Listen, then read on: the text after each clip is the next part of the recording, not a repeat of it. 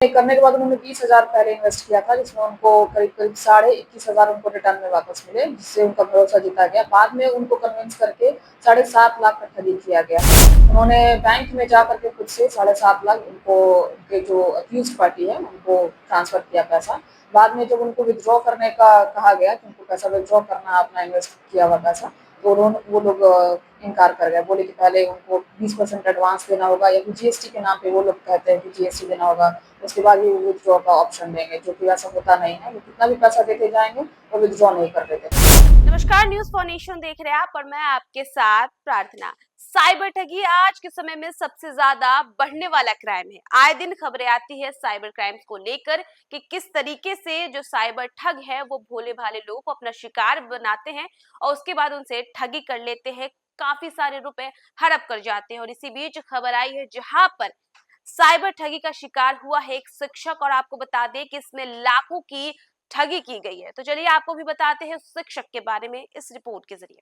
Cyber ठगी का एक और सनसनीखेज मामला सामने आया है जहां धरहरा के एक शिक्षक से शेयर मार्केट में निवेश के नाम पर 7.50 लाख रुपए की ठगी की गई। दरअसल मुंगेर जिले में साइबर ठगी का एक और सनसनीखेज मामला सामने आया है जहां धरहरा के एक शिक्षक से शेयर मार्केट में निवेश के नाम पर 7.50 लाख रुपए की ठगी की गई। पढ़े लिखे शिक्षक भी ज्यादा मुनाफे के लालच में साइबर अपराधियों के जाल में फंस गए और अपनी जिंदगी भर की कमाई गवा बैठे। पीड़ित की लिखित शिकायत पर मुंगेर साइबर थाने में मामला दर्ज किया गया है और साइबर पुलिस ने जांच शुरू कर दी है। साइबर जागरूकता की कमी और फर्जी बैंक खातों की भूमिका पर सवाल खड़े किए हैं। दरअसल पीड़ित शिक्षक ने बताया कि जनवरी 2025 में उन्हें फेसबुक के जरिए शेयर मार्केट में निवेश का एक आकर्षक ऑफर मिला। ऑफर देने वाले व्यक्ति ने व्हाट्सएप पर संपर्क किया और निवेश के लिए लुभाया। शिक्षक ने शुरुआत में 20,000 रुपए निवेश किए और 15 दिन बाद उन्हें 21,500 का रिटर्न मिल गया। इस छोटे मुनाफे ने उनका भरोसा जीत लिया। उन्होंने देखा कि उनके पैसे जो उन्होंने निवेश किए थे उसमें उन्हें लाभ मिला है, जिसके बाद इस छोटे मुनाफे ने उनका भरोसा जीत लिया और उन्होंने बड़ी रकम निवेश करने का फैसला ले लिया। इसके बाद शिक्षक ने 2 बार में कुल 7.50 लाख रुपए ठग के बताए बैंक खाते में ट्रांसफर किए। पहली बार 4 लाख और दूसरी बार 3.50 लाख रुपए। ऑनलाइन ट्रांसफर में दिक्कत होने पर उन्होंने बैंक जाकर ये राशि ट्रांसफर की। जरा सोचिए कि ऑनलाइन ट्रांसफर नहीं हो पा रहे थे पैसे और शिक्षक जो है वो बैंक जाकर उन्होंने ये राशि ट्रांसफर की, लेकिन जब ठग ने उनका फोन उठाना बंद कर दिया तब शिक्षक को ठगी का एहसास हुआ। आनन फानन में उन्होंने मुंगेर साइबर थाने में शिकायत दर्ज कराई। वहीं मुंगेर साइबर थाना अध्यक्ष सह डीएसपी शिया भारती ने बताया कि पीड़ित की शिकायत के आधार पर प्राथमिकी दर्ज की गई है और मामले की गहन छानबीन की जा रही है। जांच के दौरान पता चला कि जिस बैंक खाते में 7.50 लाख रुपए ट्रांसफर किए गए थे वह फर्जी आईडी पर खोला गया था। डीएसपी ने बैंक प्रबंधन की भूमिका पर भी सवाल उठाए, क्योंकि फर्जी दस्तावेजों पर खाता खोलने में लापरवाही बरती गई। बैंक की बड़ी लापरवाही सामने गई है, क्योंकि डॉक्यूमेंट्स जो थे वो फर्जी थे, उसके बजाय जो है उनका खाता खोला गया।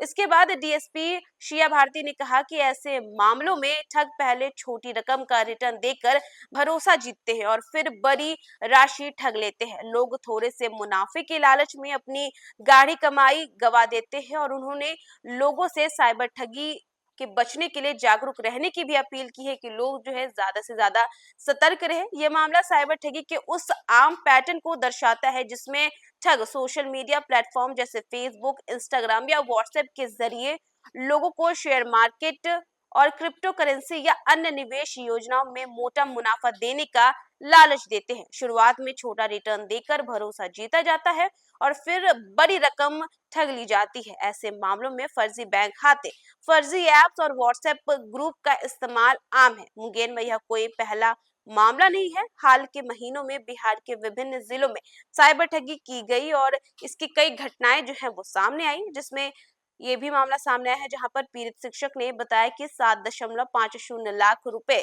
उनकी जिंदगी भर की बचत थी जिसे उन्होंने बच्चों की शिक्षा और भविष्य के लिए जोड़ा था। ठगी का शिकार होने के बाद उनका परिवार आर्थिक और मानसिक संकट में है।